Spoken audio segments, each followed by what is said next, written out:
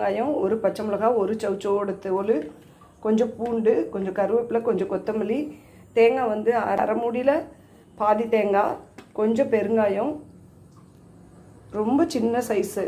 ஏன்னா எங்களுக்கு புளி பிடிக்காது, அதனால நாங்கள் இவ்வளோ தான் புளி போடுறோம். உங்களுக்கு புளி பிடிக்கணும் இன்னும் கொஞ்சம் சேர்த்து கூட ஆட் பண்ணிக்கலாம். ஆனால் இந்த புளியே போதுமானதாக இருக்கும்.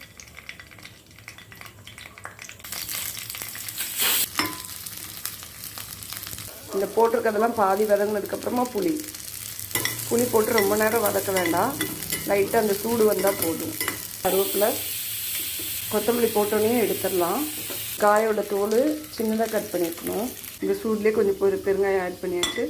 இது கொஞ்சம் நேரம் ஆறட்டும்.